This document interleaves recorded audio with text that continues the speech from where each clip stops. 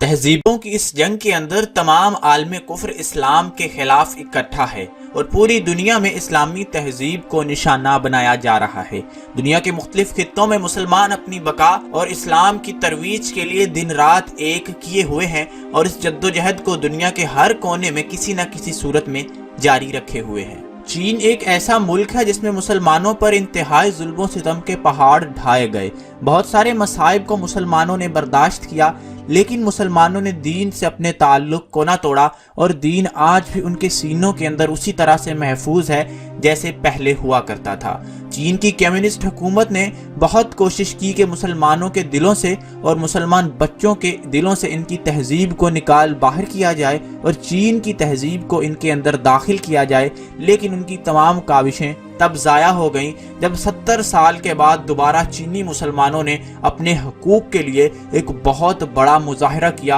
اور اپنے حقوق کے لیے چین کے ایک شہر کو مکمل طور پر جام کر دیا۔ چینی حکومت، جو کہ دنیا میں سب سے زیادہ مضبوط حکومت تصور کی جاتی ہے، وہ کچھ دیر کے لیے بے بس ہو گئی اور اسے مجبوراً مسلمانوں سے مذاکرات کر کے اپنے شہر کو کھلوانا پڑا۔ مسلمانوں کے انتہائی جائز مطالبے کو ان کے ساتھ سراسر زیادتی کی جا رہی تھی اور ان کا انتہائی جائز مطالبہ تسلیم نہ کیا جا رہا تھا۔ پھر مسلمانوں نے اس اتحاد کا مظاہرہ کیا، اس اتفاق اور اس سلوک کا مظاہرہ کیا جس کا اللہ تعالیٰ نے قرآن کریم میں مسلمانوں کو حکم دیا ہے کہ تم جسد واحد کی طرح ہو، تم ایک طرح ہو، ایک دوسرے کا ہاتھ اور اللہ کی رسی کو مضبوطی سے تھام لو، تم دنیا کے جس مرضی خطے میں ہو، تم آپس میں بھائی بھائی ہو۔ اقبال نے بھی کہا تھا، ایک مسلم حرم کی پاسبانی کے لیے نیل کے ساحل سے تاب خاکے کاشگر۔ ننگشیا چین کا شمال مشرقی صوبہ ہے جس کے اندر مسلمانوں کی 600 سال قدیم مسجد ویجو گرینڈ ماسک جس کو کہا جاتا ہے، یعنی جامع مسجد ویجو موجود تھی۔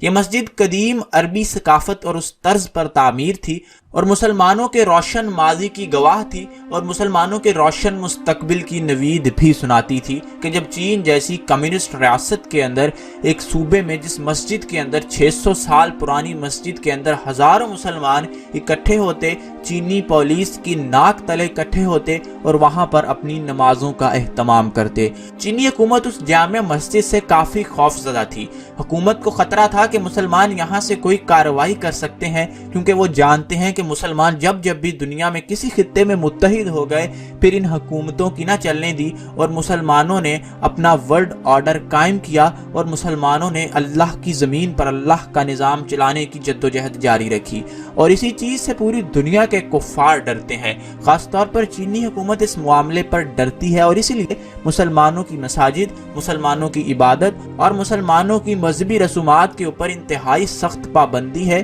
اور اگر کہیں اجازت دی بھی جاتی ہے عوامی پریشر کی وجہ سے تو وہاں بھی سیکیورٹی کا انتہائی سخت انتظام کیا جاتا ہے اور اپنی شرائط پر چینی حکومت مسلمانوں کو عبادت کرنے کی اجازت دیتی ہے۔ لیکن ننگشیا نے تاریخ قائم کر دی اور ویجو جامع مسجد نے ایک تاریخ قائم کر دی اور اس شہر کے مسلمانوں کو اسلامک سلیوشن چینل کا بھی اور پورے عالم اسلام کے مسلمانوں کا بھی سلام ہے جو کہ اپنے حقوق کے لیے اٹھے اور چینی حکومت کو گھٹنے ٹیکنے پر مجبور کر دیا۔ ہوا کچھ یوں کہ ننگشیا کی جامع مسجد کے امام صاحب نے کچھ عرصہ پہلے ننگشیا کے مسلمانوں سے اپیل کی کہ اس مسجد کو ہم دوبارہ سے عرب طرز پر تعمیر کریں گے، کیونکہ اس سے پہلے چینی حکومت تمام عرب طرز پر تعمیر شدہ مساجد کو گرا چکی تھی، ان کو شہید کر چکی تھی اور ان کا حلیہ بگاڑ کر چینی طرز پر تعمیر کروایا تھا۔ امام صاحب نے انتہائی دلیری کا مظاہرہ کیا اور مسلمانوں سے اپیل کی کہ وہ چندہ دیں، وہ ڈونیشنز دیں اور اس ڈونیشن سے مسلمان اپنے پیسوں سے اس مسجد کو دوبارہ سے عرب طرز پر تعمیر کریں گے، اس کے مینار بنائیں گے، اس کے گنبد بنائیں گے۔ آپ کو بتاتے چلیں کہ چین میں گنبد اور مینار بنانے پر پابندی ہے، نیز کسی بھی قسم کی مذہبی علامت بنانے پر پابندی ہے، لیکن اللہ تعالیٰ ان امام صاحب کو دنیا آخرت میں ڈھیروں کامیابیوں سے نوازے، سرفرازیوں سے نوازے، جنہوں نے یہ انتہائی جرأت مندانہ اقدام اٹھایا، اور اس کے بعد اللہ تعالیٰ بھلا کرے اس شہر کے، اس صوبے کے تمام مسلمان بھائیوں کا جنہوں نے امام صاحب کی پکار پر لبیک کہا اور لاکھوں نہیں بلکہ کروڑوں روپے کا چندہ اکٹھا کر کے اس جامع مسجد کو چین کی سب سے بڑی مسجد اور عربی طرز پر تعمیر کرنے کے لیے کام کا آغاز کر دیا۔ وہ مسجد جیسے ہی مکمل ہوئی، چینی حکومت کے لیے خطرے کی گھنٹی بج گئی اور چینی حکومت کو اس کے ذرائع نے بتا دیا کہ اگر مسلمان چین کے ہر شہر میں اسی طرح سے متحد ہو گئے اور اپنی مساجد اور بڑی مساجد اور اپنی طرز پر بنانے کا اعلان کر دیا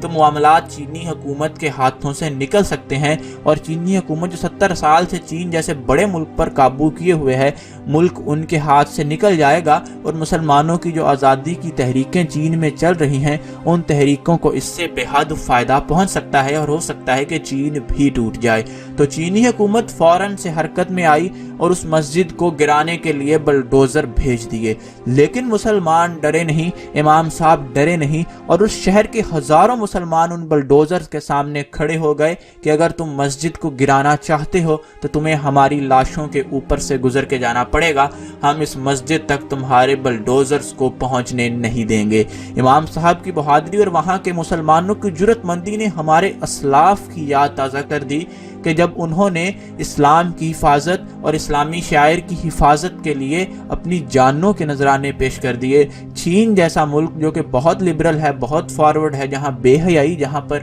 شیطان کے بے حد بہکاوے موجود ہیں، اس جیسے ملک میں رہتے ہوئے ننگشیا صوبے کے چینی مسلمانوں نے، جو کہ جن کو ہوئی مسلم بھی کہا جاتا ہے، انہوں نے جس بہادری کا مظاہرہ کیا اس کی مثال اس معلوم تاریخ میں ہمیں نہیں ملتی۔ چینی حکومت کے بلڈوزر کے سامنے وہ کھڑے ہو گئے اور انہوں نے اعلان کر دیا کہ ہم یہاں سے نہیں ہٹیں گے جب تک یہاں سے ان بلڈوزرز کو نہیں ہٹا دیا جاتا، ہم اپنی اس مسجد کے 1 انچ کو بھی نہیں گرانے دیں گے، یہ اللہ کا گھر ہے، بہت ہو گیا، تم نے بہت مساجد شہید کر لیں، مزید اس ظلم کو، اس زیادتی کو برداشت نہیں کیا جائے گا۔ ہوا پھر یوں، تاریخ نے دیکھا کہ دنیا کی مضبوط ترین چینی حکومت کو ان ہزاروں مسلمانوں کے آگے گھٹنے ٹیکنے پڑے، اور حکومت نے ان کی مطالبات کو تسلیم کر لیا اور اس بات پر رضامند ہو گئی کہ مسجد کو نہیں گرایا جائے گا، لیکن اس میں سیکیورٹی کے انتظامات چینی حکومت سنبھالے گی۔ مذاکرات کا ایک لمبا دور ہوا جس میں امام صاحب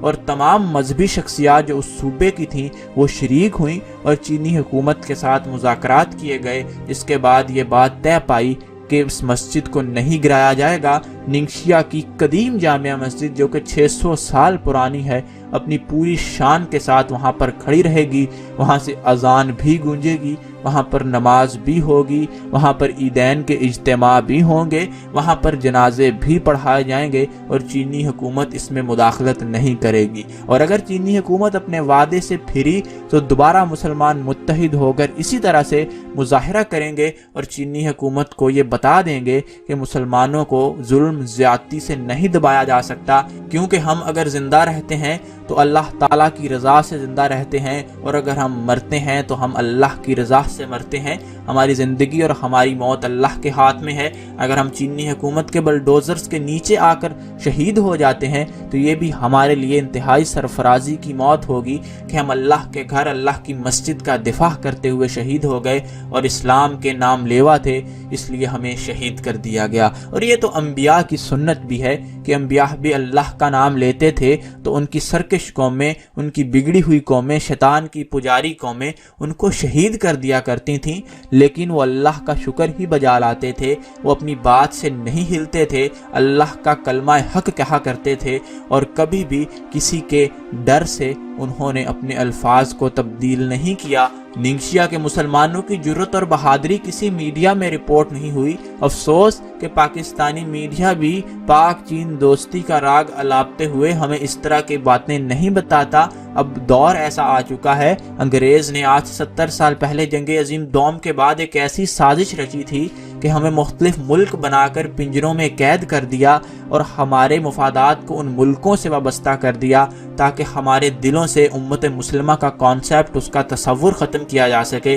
لیکن آج بھی ایسی آوازیں، ایسے لوگ موجود ہیں جو کہ امت مسلمہ پر یقین رکھتے ہیں اور اقبال کی اس فکر پر یقین رکھتے ہیں کہ ایک مسلم حرم کی پاسبانی کے لیے نیل نیل کے ساحل سے تابخا کے خاشگر اور اقبال کی منظم وطنیت، جس میں اقبال نے وطن کے تصور کے فلسفے کا پوسٹ مارٹم کیا ہے اور کہا ہے کہ ان تازہ خداؤں میں ایک نیا خدا وطن ہے۔ اور آج ہمیں وہ باتیں بالکل درست معلوم ہوتی ہیں کہ چینی حکومت مسلمانوں پر ظلم و ستم کرتی ہے اور دوسری جانب ہم پاک چین دوستی کا راگ الاپتے ہیں اور چینی حکومت کے سامنے احتجاج بھی نہیں کرتے، کیونکہ ہم نے ان سے قرض لے رکھے ہیں، ہم نے ان کو سی پیک کے نام پر اپنے ملک میں دعوت دے رکھی ہے، ہم نے دنیا کو خوش کرنے کے لیے اللہ کو ناراض کر دیا ہے، دنیا کے فائدے کے لیے ہم اخروی فائدہ بھول چکے ہیں، ہم بھول چکے ہیں کہ اسلام کی تعلیمات کیا ہیں، ہم امت محمدی ہیں اور ہم اس کے تقاضے بھول چکے ہیں۔ اللہ تعالی ہمیں راہ راست پر لے کر آئے، ہمیں اس منہج پر چلائے جس پہ صحابہ اکرام چلے تھے اور جس پر اولیاء اکرام چلے تھے۔ اسلامک سلیوشن چینل کی اس ویڈیو میں ابھی تک کے لیے اتنا ہی۔ ایک نئی ویڈیو اور ایک نئے موضوع کے ساتھ آپ سے پھر ملاقات ہوگی، تب تک کے لیے اجازت دیجیے۔ فی امان اللہ۔